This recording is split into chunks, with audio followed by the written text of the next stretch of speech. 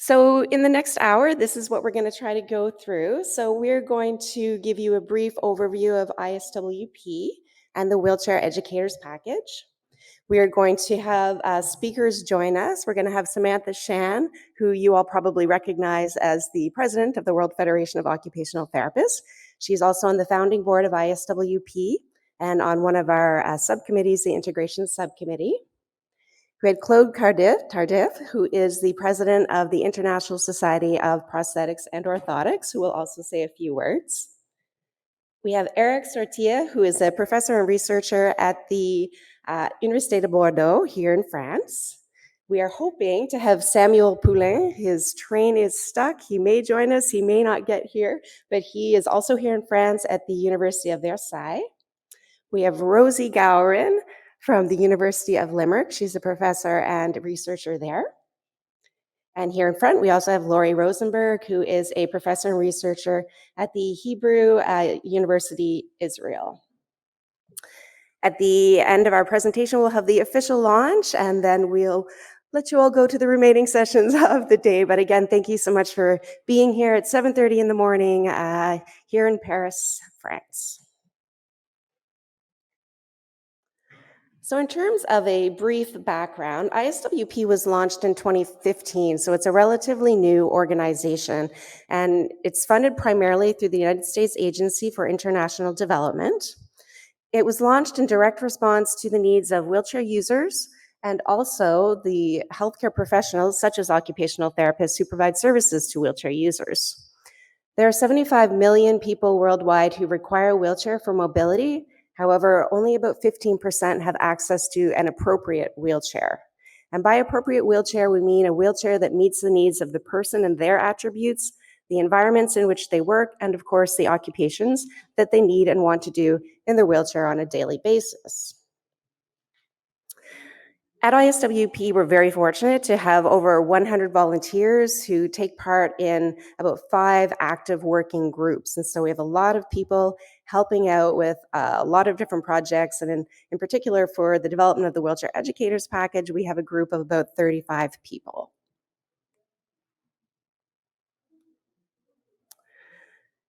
The main activities of ISWP can be grouped under 2 primary types of activities, and I have just knocked off the little hat. There we go. Service standards and product standards, and the Wheelchair Educators Package falls under service standards. So in terms of the Wheelchair Educators Package, you're probably all wondering what exactly it is. Skip forward. So the Wheelchair Educators Package was developed in direct response to the need for competent wheelchair service personnel. So there is a massive shortage globally of those who are able to effectively provide wheelchair services. And this was actually really highlighted at the 2018 Wheelchair Educators, Wheelchair Stakeholders meeting in Bangalore. And so this became part of the wheelchair sector goal. And it's also one of the priority action items of the wheelchair sector to develop more competent personnel for wheelchair service provision. And so this is one way to do that. It's multifactorial, of course, the fact that we don't have enough competent wheelchair service providers, but one huge component of that is the fact that the education that's provided in university programs and regional training centers is not adequate. It doesn't provide education on all 8 steps of the wheelchair service provision process. And so the Wheelchair Educators Package is really developed to help to meet the needs for education and thus the development of competent personnel. So what is it really? So the sole purpose really of the Wheelchair Educators Package is to guide educators in university settings, so such as occupational therapy programs and regional training centers, to guide the integration of wheelchair content into their programs. So the target audience is really educators. It's not the wheelchair users themselves.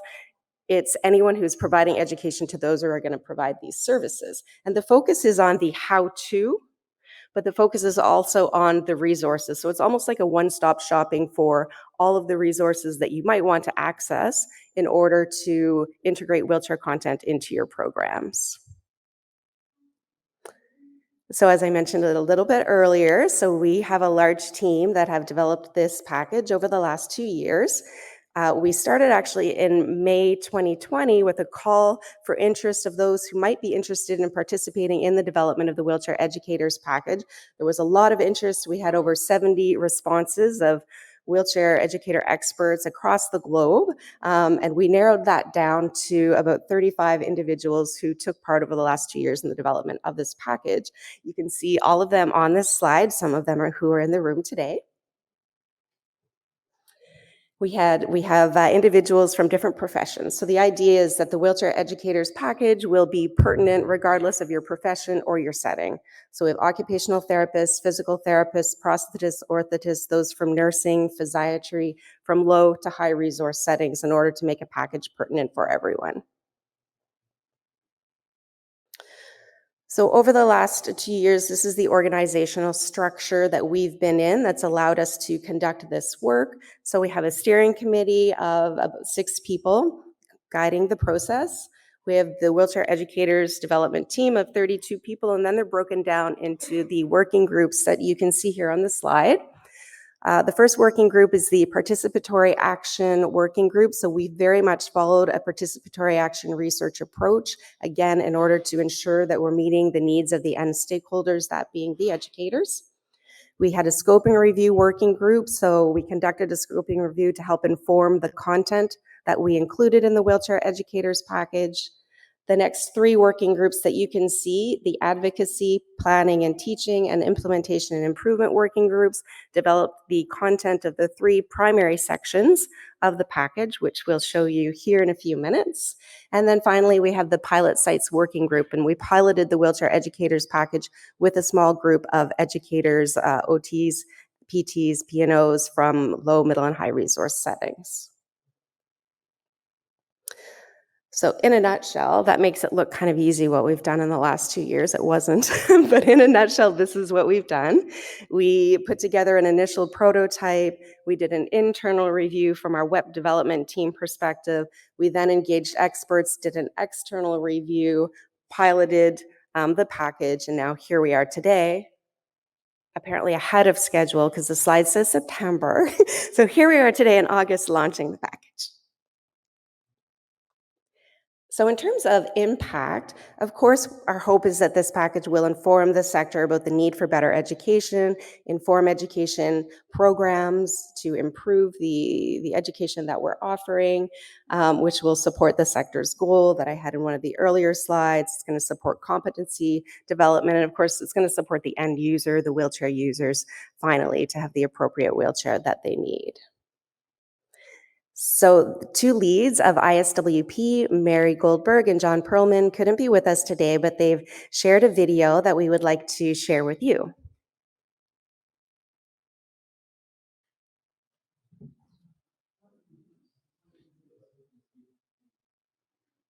Enthusiastic about the launch of the Wheelchair Educators Package.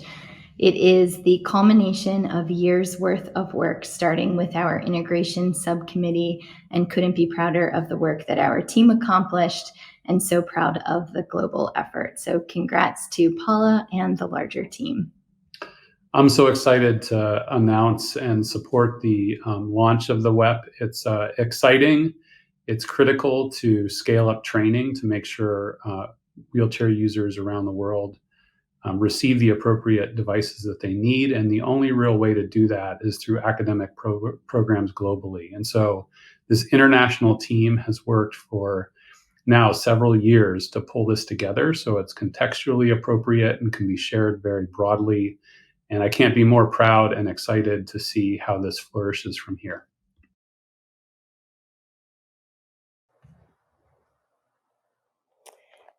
And now we're going to, Kritika and myself are going to provide you with a demo of the Wheelchair Educators Package.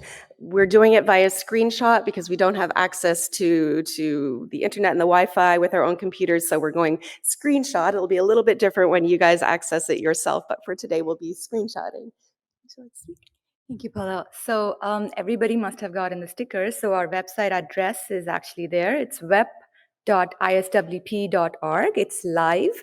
So while we are going through the screenshots, you're also welcome to browse and see the features while we are doing it live. So do it. Thank you. So this is how the homepage looks, and we have added more like a brief description about the package itself, and then access to the 3 different sections from the homepage. So that's going to be, thank you. So the 3 different sections are advocating, planning and teaching, and evaluating. So you have access to it from the homepage itself. And then more information about wheelchair users' need worldwide. This stats all coming from WHO and the World Bank data. And moving on to the advocating, when you click on the advocating section, you will see a dedicated homepage for that. And then when you keep scrolling, you'll see we have separated the resources based on 3 different sections inside an institution. If you want to advocate inside an institution, outside an institution, and both. So my colleague Paula will talk more about advocating. Sure. Thank you, Kritika. Thank you. Social distancing. Could you flip to the next slide? Thank you. Yes. And so when you're in the advocating section, you can see that there's different filters. There are a large number of resources on the package, on the website, and so we're trying to make it as easy as possible for people to find targeted resources, the resources that really are going to help you to integrate the content into your packages. And so you can see that there are different filters. And so the first filter is asking you, where do you want to advocate? As Kritika said, inside the institution, outside the institution, or both. Then you can actually look for different resource types. So for example, are you looking for a website? Are you looking for a presentation? Are you looking for a template letter? So you can walk through the different types of resources that can help you to advocate within your own or another or outside of your institution. We've pulled together different templates that you can literally take and use, or we've also pulled together those templates that kind of a do-it-yourself approach. So if you want to put in, for example, the own statistics for your country or your city to really advocate to the director of your program, this is the number of wheelchair users, this is the number of healthcare providers we need in order to provide the services. There are templates that can allow you to tailor it to your own needs. And it was feedback that we received in a lot of previous studies that we know we need to integrate this content. We don't have the time as educators to do this advocacy piece. And so we've heard that this is a very important part. It wasn't initially in our plan to include an advocacy section, but it seems to be very important, very needed. And so we're hopeful that this will be an important add to the package. There are different languages. So at the moment, for the most part, we have English resources, French resources, and Spanish resources. We're just launching it today. Our goal is to, at one point, translate everything into at least the 7 official languages 6, of WHO. Yes. Planning and teaching, you want to introduce, and then I will. Okay. Sure. Thank you. So the next up is the planning and teaching. So this is the how to include content, wheelchair content into your curriculum. So the page has throughout the website, you will see instructional videos. Sorry, I forgot to mention that. So my colleague Sarah Minera put in a lot of effort to create these very interesting videos throughout the website. So you can see them on all the pages. And then we have organized the planning and teaching section by the WHO wheelchair service provision steps, so the 8 steps. And the resources are also organized based on that. So Paula will talk more on the objectives. And thank you, Kritika. Yes, so as I mentioned earlier, the how-to component is very important. How to integrate the content in the most efficient, effective way into your curriculum. And so we've really kind of organized the website in terms of the background. We've got the topics, we've got the objectives. So for example, if we could click on, do we have a screenshot? No. If we could click on, for example, if you could go back just one. Yeah, the little crosses there. accordion menu. Yeah, in the menu, Yeah. then those will give you more information for each of the different topics about how you might plan and how you might organize your course content, what resources you need. For example, if you were doing a practical lab on wheelchair skills training or testing, what resources you would need in terms of wheelchairs and space and obstacles, etc. So really the how to set up your, that's a planning part, I guess, of the planning and teaching component, how to set up your courses. So there are a large number of resources that apply to this particular section. I would say the vast majority of resources apply to the planning and teaching section. And yeah, so again, you've got your Steps. yeah, go ahead. So then you've got your steps. So again, we referred earlier to the World Health Organization's 8-step wheelchair service provision process. So they're all organized according to the steps. And again, the different types of resources. You guys, I think, can see this actually better than I can. I can't. Too short to Sorry. see this one, and I'm too close to see this one. So the types of evaluation that you might want to look for, the types of resources, the resource types themselves, again, the languages. So you guys will see the filters as you're going through yourself. But essentially, again, the idea is that you can target the resources that you want and easily access them, because there's so many resources that to go through the pages and scroll down, it's a lot of information. Thank you, Paul. Go ahead. I was just going to say you can also bookmark Yeah. the different resources because there's so many, and you might click on something and it's a lot of information. You're not going to take the time in that one quick moment that you have to look at the wheelchair educators package. You can bookmark them and then come back to them later so that it's more easily accessible for you, especially given that time is one of the huge constraints of integrating wheelchair content into any curriculum. Thank you, Paula. So I was going to say that too. So when you bookmark a particular resource, it shows up in your profile, which we'll talk about in a little bit. And it's bookmarked, so the color changes too. So you know you've already bookmarked, and you can always come back and look at those resources later too. So the next section is the evaluating. This is for the student evaluation. Go ahead. Thank you. So in fact, the student evaluation is including in planning and teaching. The evaluation section is more about evaluating how this wheelchair content fits within the program itself. And so we're looking at how it fits within the program, the clinical impact of the wheelchair education, and the sustainability of what you've integrated. Because a lot of times wheelchair service education takes a lot of resources in terms of the equipment, potential patient partners, et cetera. And so how sustainable is the education that you're trying to fit into your programs? And so those are the kind of the three main categories that come, which we can see on the screen now, which come with this particular section. So we've arranged them by pre-course, during the course, and post-course. And for each of those main sections, we'll have process, clinical impact, and sustainability, like Paula had mentioned. And so this, I think I have a screenshot here. So when you click on the drop-down menu, the accordion menu, you will see the things you will need to think about, ways to measure your goal, and then the resources and strategies are also listed. So this is the resource section where we have two drop-down menus. The first one is the process, program, clinical impact, and sustainability, and the resource type itself. So again, you're not seeing all of the resources on the screenshot because I wasn't able to capture all of it, but so that you can see the 14 results found. So there are 14 results in this particular section. Kritika, if you were to guess, how many resources overall? Yeah. I was the one who had added them, so Yeah. I know about 120 Painstakingly to added 30. them. Yeah, 120 to 30. Well, Can you say it again? 120 to 30, but that is Okay. only for the public view.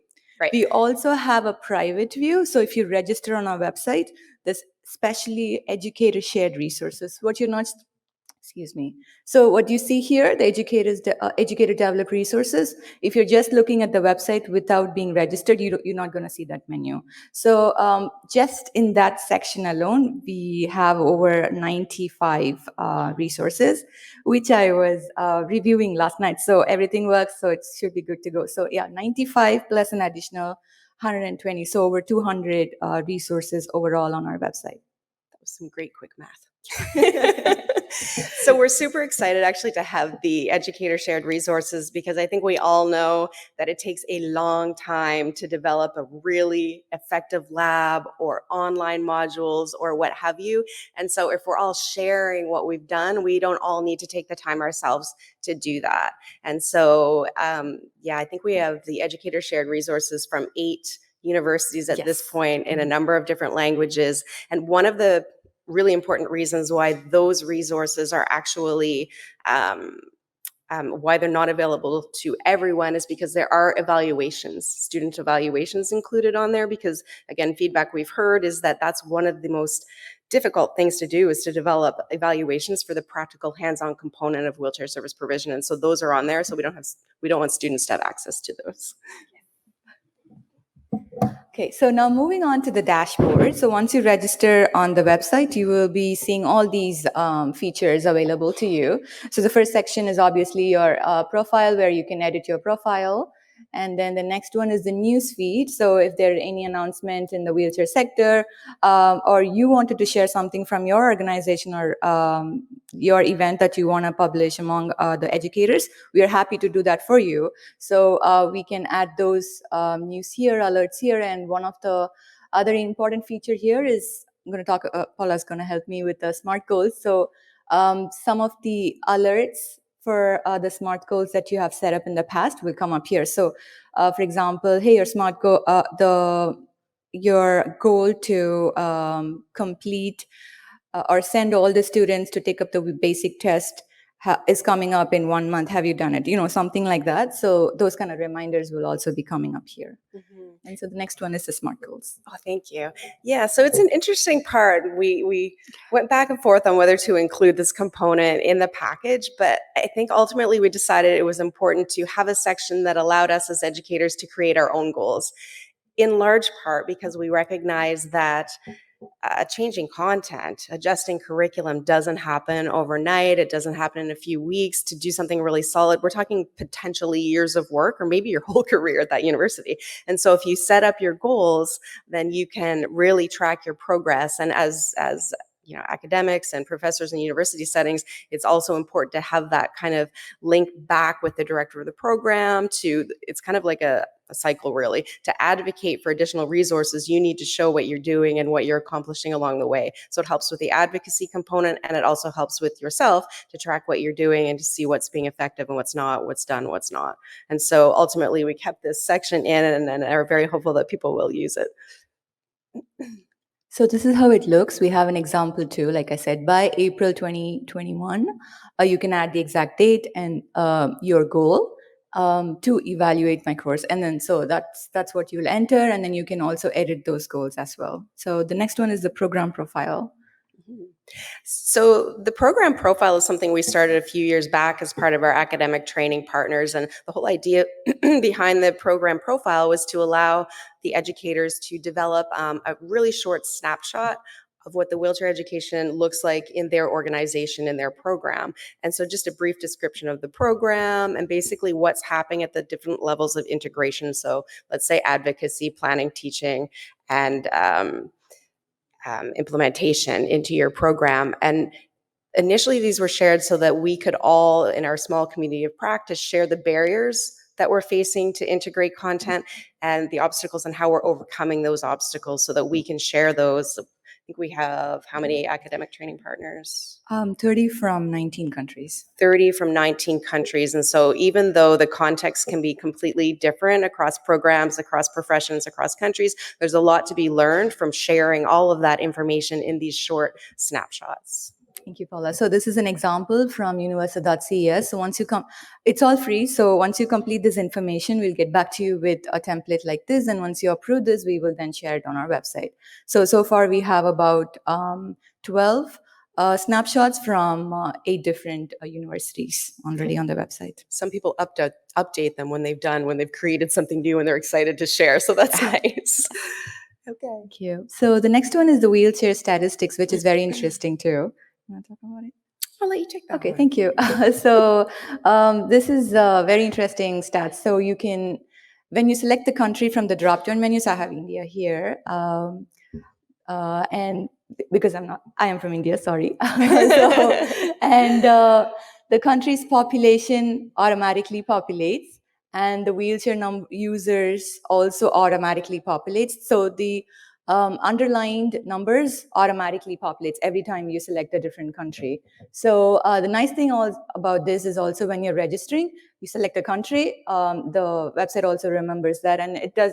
Next time, if you want to change it, you can also do that, but it always remembers your previous selection, your first one. So that's an interesting feature too. It's great to help with the advocacy piece. You don't have to look for those numbers; it automatically populates for you. Thank you. And then the data is coming from the World Bank data, so we'll be updating every year once the new data has been released. And these are all just support, so you can fill out a form to contact us if you need to, and we will definitely get in touch with you. And go ahead. I was going to say, and please do. Yes. Because with the development of websites, there are always glitches, there are always things that don't work. Critic has spent a lot of time last night addressing issues before this morning. So if you're noticing something doesn't work or you're trying to figure out how to use something, please do contact us, because that will alert us to let us know something's going wrong. Thank you. Absolutely, please do. And then the next one is the forum, the discussion forum that we've created. So this is, again, all these features are only available for members who've registered on our website. So a discussion forum is also for the closed group who are already members. So when you post something, you can other members can also see and they get an alert. Or you can also make sure to unselect that you don't want to send an alert. So there are also different kind of features that we worked on the forum itself. And then bookmarks, we already talked about bookmarks. So the bubble comes up when you haven't read, you've bookmarked something, but you haven't read them. So that's very easy to also keep a track of what things you have read and what things you would like to save for the future. And then FAQ, this is still ongoing. So if you have any questions and we've addressed that, we will make sure to also update this section. So it's just an ongoing process. And then, of course, log out. So the next one is the academic training partners that Paula had talked about. So this is a group of 30 people, 30 universities and training centers from 19 countries. I'm not seeing all the countries here, but the world map represents all 19 countries. And so when you click on the world map, it's very nice that that particular country just pops up. And so, for example, like India, again, not being partial here, so it just comes up and all the training institutions and universities there come up. And they have presented they've shared lessons learned, challenges from how they have included wheelchair curriculum into their, wheelchair content into their curriculum. So those presentations are also freely available for you to take a look. And the integration snapshots are also here as well. I'll just say something. That's perfect. Okay, thank you. So when you keep scrolling towards the end of this page, you will see a place where we welcome you to also submit resources. And if you'd like to be part of this community of practice, you're more than welcome to be part of it too. I mean, these meetings happen bi-monthly, and the timing and the date depends on the presenter's preference. So if you would also like to present your work or your challenges and what you would like to share with the group, you're more than welcome to be part of this group. So, and if you'd like to share the resources that you've already developed, that you're integrating into your O programs, please share those as well. Thank you. So the last one I wanted to talk about is the wheelchair educators resources. And so these are the resources that the academic training partners have particularly shared with us. So it's all here. So by language, by university name, and country, and then the resource type. So perfect. So that's just one example of an online module, one of a series of online modules that I created for the Université de Montréal using the wheelchair skills program to talk about wheelchair skills testing and training. So that's just a screenshot of the very first page of the online module. It's an example of what you might find if you go into that section. And another example, but I think we'll quickly move forward. Okay. Yeah. Super. So we're going to now invite Samantha Shan, the president of the World Federation of Occupational Therapists, to come and say a few words. Thank you, Samantha.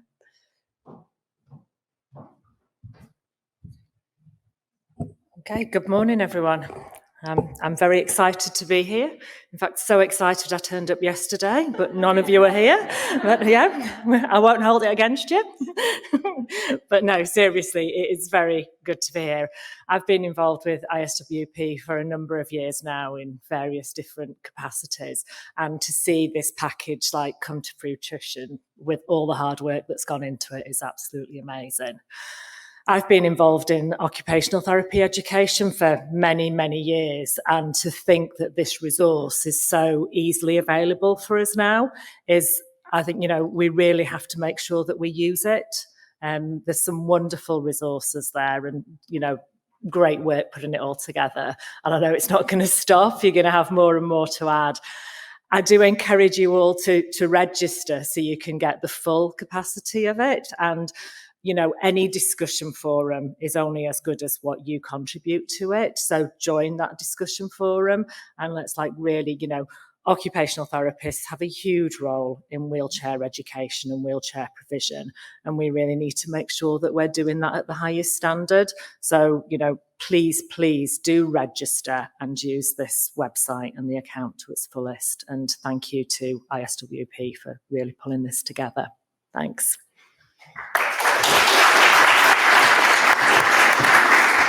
Thank you, Samantha.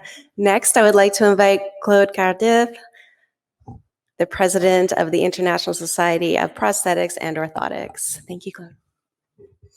Yeah. So thank you. Good morning. You should wondering why I'm here as the president of ISPO in this conference, but it's part of the exchange we do with the different profession among us. We invite the others to participate in Congress, so we keep contact.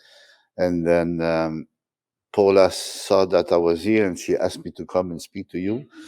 So I will not as prepared as Samantha has done, but just to inform you that the ISPO is the multidisciplinary organization who bring together people who are involved or interested in the provision of mobility devices such as prosthetic, orthotic, and wheelchair. And we, ISPO, we set the standard for education for prosthetic and orthotic occupation. And when we revised in the last revision of the standard in 2018, we have included a wheelchair competency, as we believe that P&O professionals should know. They don't need to be specialists in wheelchair, but they should graduate with competency in wheelchair services. And then after that, depending in which sector and which area they are working, they can always specialize and have other access to other education through the CPD approach. Okay, and then we have done a survey among the prosthetic and orthotic training program worldwide to see how many training institutions have included or integrated wheelchair services into the curriculum. So we find out that there was quite a lot of training programs who were addressing wheelchair, but only a few as really an appropriate content in terms of the 8 steps as we were talking before. So we said, well, we need to do something. Okay, so we have organized with ISWP last year a course for educator in prosthetic and orthotic, okay, just for them to get to know what we were talking about. Okay, and then we also believe that the wheelchair educator package will be a useful tool, because in the survey, one of the challenges that the training institution was facing was not only a lack of knowledge from the educator in wheelchair services, but also a lack of resources and lack of support or example how to do it. So we believe that the wheelchair educator package will be a very useful tool, at least for P&O training program, but I also believe that it can be useful for any type of training program to include wheelchair services into the initial training of the professional, because having more professional or having more people properly trained in wheelchair will also significantly improve access to services in the different parts of the world. Thank you. Thank you, Claude. Next, I would like to invite Eric Sarita. Je pense qu'Eric va parler en français. Ouais. So, I'm sorry, I'm obliged to speak in French because I'm not very good in English. So, je vais vous parler un peu de comment ça se passe en France finalement, à la fois dans la formation pour les fauteuils roulants et à la fois pour dans la prescription et la préconisation des fauteuils roulants. Je pense que cette ressource-là est une ressource qui est tout à fait utile et importante justement pour permettre d'accéder à des ressources qui vont permettre d'améliorer aussi la compréhension l'accès à un certain nombre d'informations qui sont importantes dans ce domaine-là. Donc, au niveau de la formation, il y a une dizaine d'heures formelles qui sont dédiées au fauteuil roulant dans la formation des ergothérapeutes en France, et c'est quelque chose qui se passe plutôt en première année, c'est-à-dire au tout début de la formation. Et en fait, les ergothérapeutes les étudiants vont apprendre surtout l'utilisation finalement, la préconisation, l'évaluation et l'entraînement des fauteuils roulants sur le terrain lors de leur stage. Donc c'est essentiellement ça qui va les former. Mais le volume de formation en soi est peu important du point de vue de la formation initiale des ergothérapeutes. Donc, je pense qu'à la fois, ce qui est important, c'est de voir un petit peu de quelle façon on peut organiser ce volume de cours pour qu'il soit le plus optimum finalement pour les étudiants. Et et puis de faire le lien aussi avec les professionnels de terrain pour aussi permettre une meilleure formation des étudiants par rapport à ces questions-là, qui sont des questions quand même extrêmement importantes. Donc, en France, la prescription du fauteuil roulant, elle est de deux types. Premièrement, les fauteuils roulants manuels, n'importe qui peut les prescrire. Il suffit qu'une personne aille dans une pharmacie, dise j'ai besoin d'un fauteuil roulant, on va lui donner un fauteuil roulant. Le pharmacien n'est pas forcément formé pour avoir ce type de fauteuil-là. Si la personne a une prescription médicale qui lui permet d'avoir son fauteuil remboursé, après le reste, il n'y a pas sur le plan de la préconisation, l'évaluation, il n'y a rien de formalisé par rapport à ça. Par contre, c'est pas la même chose sur les fauteuils roulants électriques où il y a des équipes qui sont organisées, qui sont pluridisciplinaires pour préconiser les fauteuils et pour décider si une personne peut conduire un fauteuil roulant électrique ou pas. Et donc, c'est cette évaluation qui donne le droit d'accéder à un type de fauteuil avec toutes les options nécessaires pour la personne. Voilà, donc ça mérite d'être amélioré et je pense qu'il y a besoin de ressources pour permettre d'améliorer tout ça. Et je pense aussi aux professionnels et notamment les jeunes là qui sortent et qui vont travailler dans des institutions, qui vont changer d'institution et qui, après plusieurs années de travail dans un... C'est possible de conduire une chaise roulante? Parce que c'est quand même les ergothérapeutes sont très identifiés par rapport à ça, et donc ils vont devoir revenir sur des connaissances qu'ils n'ont plus depuis un certain nombre d'années. Donc ce type de ressources est extrêmement important aussi pour pouvoir avoir une information qui est actualisée et permettre finalement de retrouver une certaine compétence par rapport à ces prescriptions et à ces évaluations. Et puis, dernier point qui est important, c'est que finalement, en France, enfin peut-être comme dans d'autres pays, il y a des gens qui travaillent ici ou là, de tous les côtés, mais ils travaillent jamais ensemble. Et à un moment donné, ce type de ressources-là, c'est peut-être aussi un moyen de créer du réseau, d'échanger, de partager des connaissances et des compétences, et finalement de créer quelque chose qui va permettre de partager des connaissances dans ce domaine entre les professionnels qui sont sur le terrain, mais qui sont souvent cloisonnés chacun dans leur coin. Voilà. Donc, merci pour m'avoir invité pour pouvoir dire ça. Merci à vous. Voilà. Merci beaucoup, Eric. J'invite Samuel Poulin maintenant pour parler.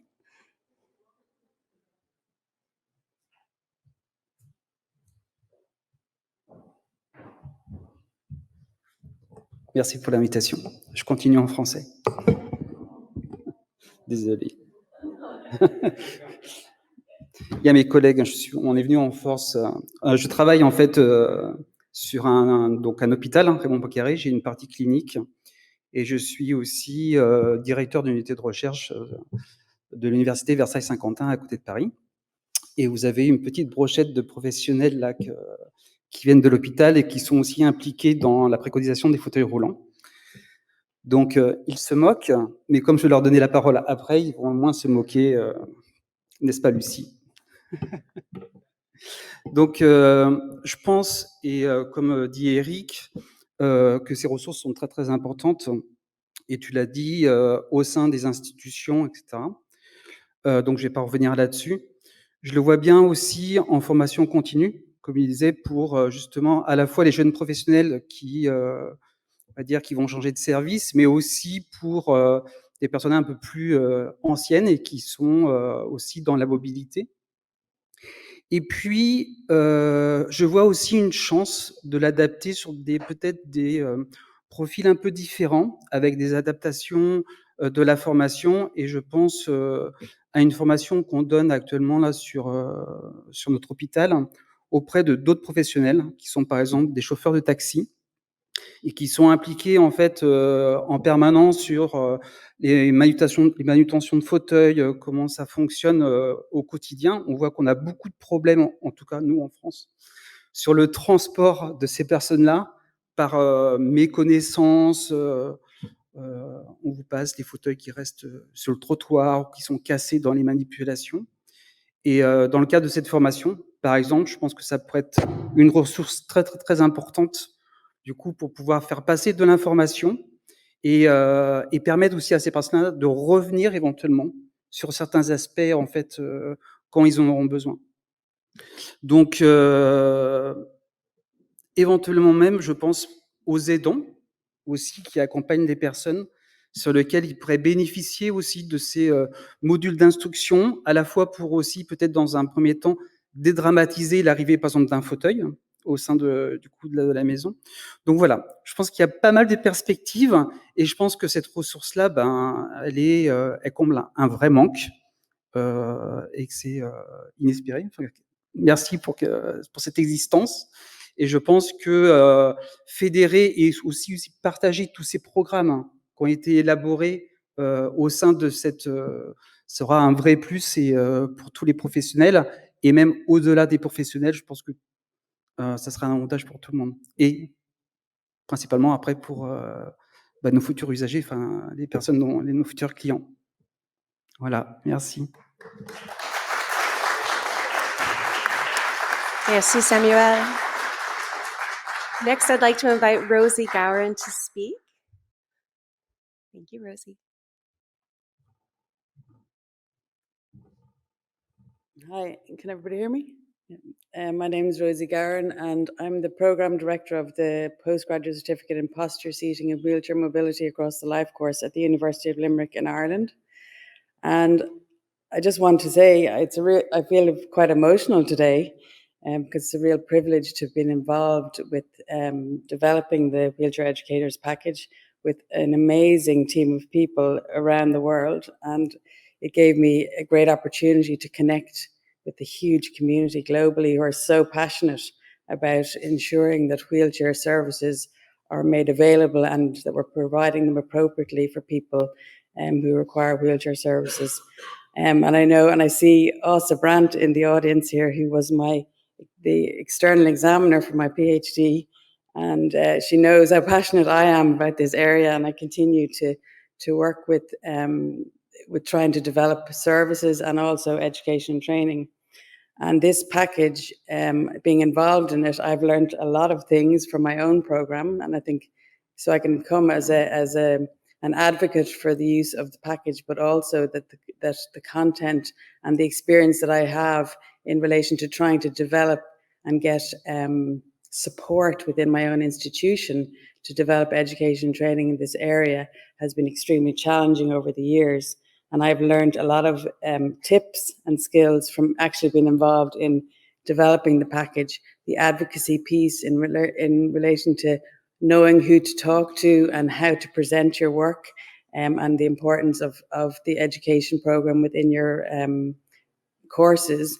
And also, obviously, there's the planning and looking at the content, but also the sustainability of your course. And I have experience of this from developing my own certificate, because it depends on who's supporting you as you want to keep it going. But if you plan and organize before you start your program and know what resources you need, and you evaluate and you look at the benefits and the impact of the education and training that has on the community and on the practitioners' work and their ability to do their job, and evaluate that.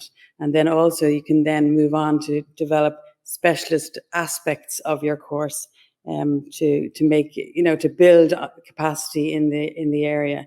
So I'm just absolutely delighted to see the launch of the Wheelchair Educator Package today, and I'd like to thank Paula and the whole team of people that have connected with around the world. There's a massive community, and I think it's really important that we all join this community and celebrate and see, this is a game changer, and we could change the world in relation to wheelchair education, but also wheelchair service delivery.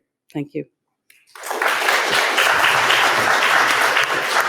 Thank you so much, Rosie. And one final speaker, Lori, will come join us. And I'm sorry to ask you this, Lori, but can you be very quick, because I'm seeing the people open the door at the back. I'll be very quick. Thank you. Okay, well, most people said everything that I was going to say anyway, so being last, it's very quick. I just want to emphasize the togetherness of this package. I think one of the really special things in being part of the package, as Rosie said, was joining the society, joining the group of people that are working together. There is so much sharing going on, and I think it's like when you do a brainstorming, you come up with new ideas, you're much more creative because you hear someone else's ideas, you pick up your own idea, you move it around. So when you use the wheelchair education package, there's that brainstorming going on. You say, oh, in India they did that. Oh, that's really cool. I could do that. Oh, they did this in Pittsburgh. I can add that to my course. And it really makes the course much more dynamic and much more alive. And our real goal is to educate all those clinicians, because wheelchair provision is really complicated. It's you're with the real people in the real world, in the real environments, and it's not a textbook thing. You have to really learn how to think. And I think the wheelchair educating package can help us as educators really reach those clinicians who will reach the end users. And that's the goal in the end, to reach all those people who can participate in life and be out there in their wheelchairs. So I'm super excited about this program. I think it's really going to help us as educators make the best programs we can and really get to those end users. That was quick, right? Thank you so much, Lori. And we really do, I'm getting signs from the back of the room, so we really do need to leave. But I want to thank everyone so much for joining us this morning.